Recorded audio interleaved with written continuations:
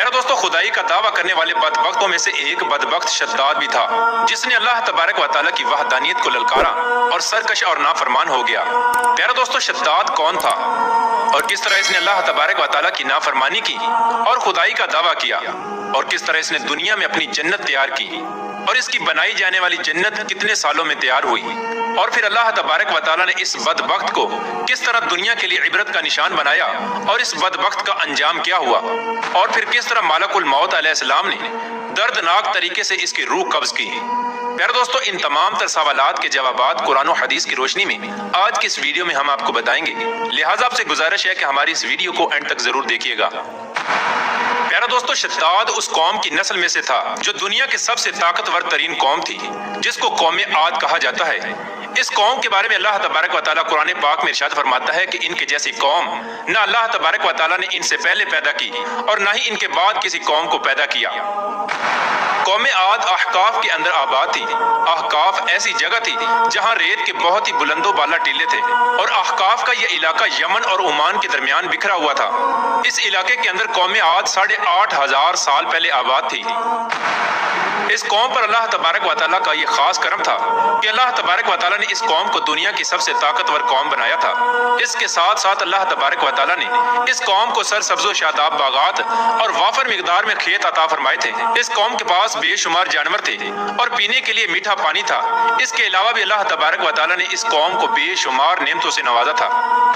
चुनाचे इस कदर मालो दौलत और नेमतों की फरावानी की वजह से ये कौम भटक गई और अल्लाह तबारक व तआला की नाफरमान कौम हो गई और ये बागी हो गए।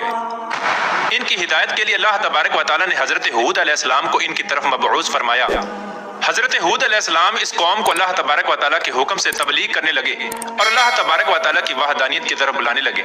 लेकिन ये कौम अपने कुफ्र और शिरक से बाज ना आई और हजरत हूद अलैहिस्सलाम का मजाक उड़ाने लगी। शद्दाद जो कि इसी कौम की नस्ल में से था, वो इस कौम का बादशाह था और ये दो भाई थे। रिवायात में आता है कि एक का नाम शद्दाद था और एक का नाम शदीद था।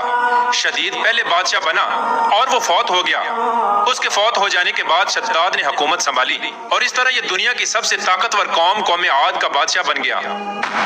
प्यारे दोस्तों, शद्दाद एक वसी और अरीज सल्तनत का बादशाह था। शद्दाद की यह बादशाहत यमन से लेकर इराक तक और बाद रिवायात के मुताबिक ईरान तक फैली हुई थी।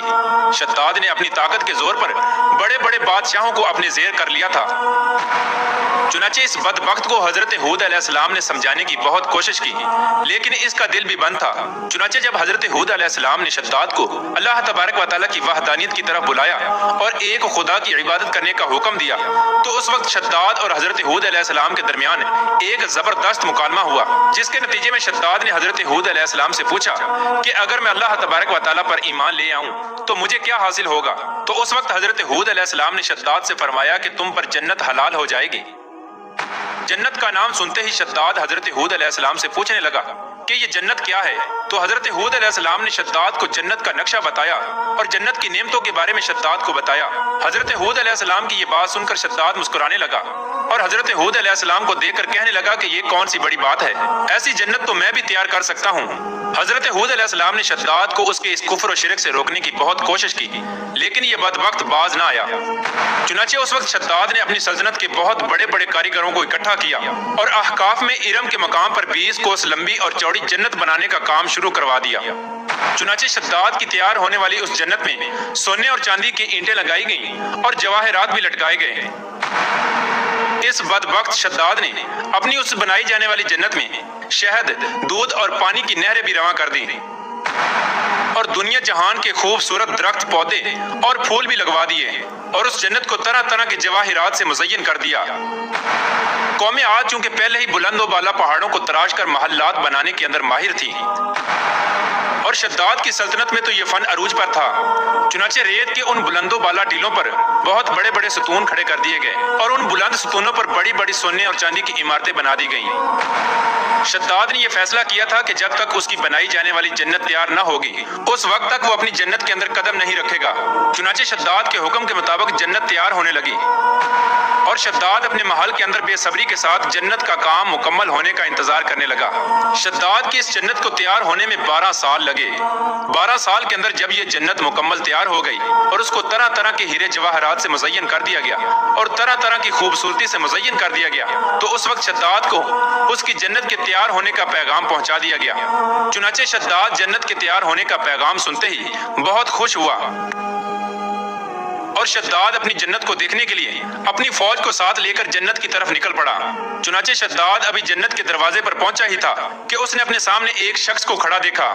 شداد اس شخص کو دیکھتے ہی پہچان گیا اور اپنے حواریوں سے کہنے لگا کہ یہ شخص مجھے جنت میں داخل نہیں ہونے دے گا۔ تو اس وقت شداد کے حواریوں نے شداد سے پوچھا کہ یہ شخص کون ہے اور یہ جنت میں کیوں نہیں داخل ہونے دے گا؟ تو اس وقت شداد نے اپنے حواریوں سے کہا کہ یہ ملک الموت علیہ السلام ہیں جو کہ میری روح قبض کرنے کے لیے آئے ہیں اور یہ مجھے جنت میں داخل نہیں ہونے دیں گے۔ اس وقت شداد بدبخت ملک الموت علیہ السلام سے عرض کرنے لگا کہ مجھے صرف اپنی جنت میں قدم رکھنے کی مہلت دے دی جائے، لیکن اللہ تبارک و تعالیٰ کی طرف سے مقررہ فرشتے نے جواب دیا کہ مجھے اللہ تبارک و تعالیٰ کی طرف سے حکم ہے کہ میں تجھے تمہاری جنت کے اندر قدم نہ رکھنے دوں۔ شداد ملک الموت علیہ السلام کے سامنے بہت رویا اور گر گڑایا، لیکن ملک الموت علیہ السلام نے اللہ تبارک و تعالیٰ کے حکم کی تکمیل کرتے ہوئے شداد کی روح قبض کر لی۔ چنانچہ شداد کی موت کے بعد حضرت جبرائیل علیہ السلام نے ایک زوردار چیخ ماری اور شداد کی بنائی ہوئی ساری جنت زمین کے اندر دھنس گئی اور غائب ہو گئی۔ شداد کی اس عبرتناک موت کے بعد حضرت ہود علیہ السلام نے قوم عاد کو بارہا مرتبہ سمجھایا، لیکن قوم عاد باز نہ آئی۔ حالانکہ شداد کا یہ انجام قوم عاد کے لیے کافی تھا، لیکن جب انسان کی عقل پر غرور کا پردہ ہوتا ہے تو چاہے شداد ہو یا شدید، اس کو کسی کام کا انجام دکھائی نہیں دیتا۔